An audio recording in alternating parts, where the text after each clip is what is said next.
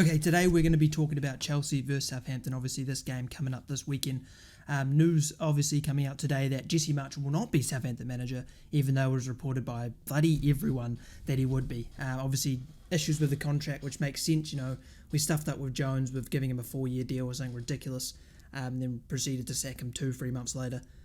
So obviously, it's understandable that Marsh wanted a bit more security in his job and probably a bigger payout if he stuffed up. And then obviously we didn't want to give out a big contract due to the fact that we already fucked it. So it makes sense. I mean, do I think Marsh would have been good? I do. I don't think he was obviously the best we could have got, but at the end of the day, there's not many options, is there? And who would want to come to a club who's 20th, 4 points adrift, and everything just seems to be falling apart? You know, fans not happy, bored, making stupid decisions, a lot of new young players that have no experience. So it is a difficult job to sort of jump in and do a good job in, but that just begs the question, will we get a manager, or will we just be Sal's for the rest of the season, which, you know, at the end of the day, he's highly regarded in the club as a coach, but manager's different. And I guess we'll find out this weekend whether we're any better under him. Obviously, it's only been a week since Jones is gone, but at the end of the day, every game's a fight to the death for us. Doesn't matter who we play against, we have to get points. You know, every point is so valuable at the moment for us. And obviously Chelsea's struggling at the moment, but I feel as if this is going to be too much for us. In all honesty, I watched the Chelsea-Dortmund game today, or I watched the 60 minutes, you know, most of it. And the main issue that I see for Chelsea is just lack of a striker, lack of chance finishing, basically. They created plenty of chances, plenty of good chances. I mean, Felix had 3 good chances. Couple good saves from the keeper as well. So it wasn't as though they're a mess, they don't really have a style of play, they don't really know what they're doing. It more felt like it was very in its infancy. And I think Graham Potter, in my personal opinion, is a very good manager. I don't know why Southampton fans think we'll lose this weekend, he'll get sacked and we sign him. Why would he come here? How would we possibly convince him to come here? He's easily a top half manager at minimum in the Prem now. But I think he's a great manager. And obviously, coming into that Chelsea team, you know, it is a big step up, right? Going from Brighton, where he did wonders, to going to a team that expects success. It's not exactly an easy step, which is going to take time. I don't know if he's going to get the time, but it definitely looked like Chelsea were playing well. Obviously, a lot of new faces. They have to build the chemistry. Players come back from injury as well. But it definitely looked like they played well. It was just more, again, wasting chances, left, right and centre. A few good saves, you know, goal line clearance, stuff like that.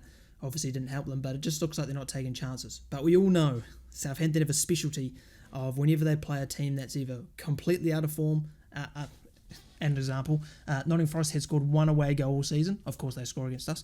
Any team that hasn't won in 6-7 games, they'll win against us. So Chelsea have initial scoring goals. So I'm expecting a 4-5-0 loss. In all honesty, I think Chelsea have a wealth of talent up front, very young, very exciting players, and our defence is an absolute mess all over the place. I mean, we just got dominated by 10-man Wolves for, I don't know, they were all down 10 for 70 minutes, 60 minutes, and we literally didn't have a shot against their 10 men.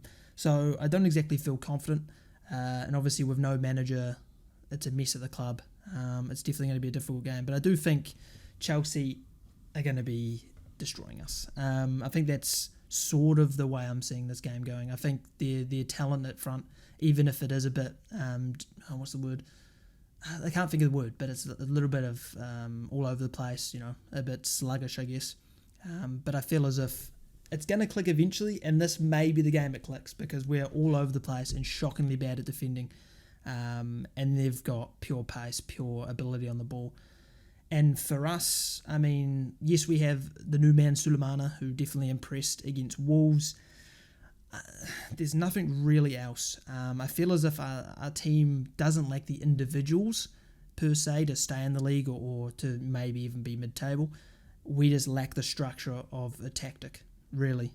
We've been playing different formations every week, different players every week. We're playing people like Jan Bednarek, who's absolutely shocking, playing Diallo, playing all these Muppets, Adam Armstrong, who never perform, but they were playing anyway, and Elanusi, the greatest Norwegian to play the game.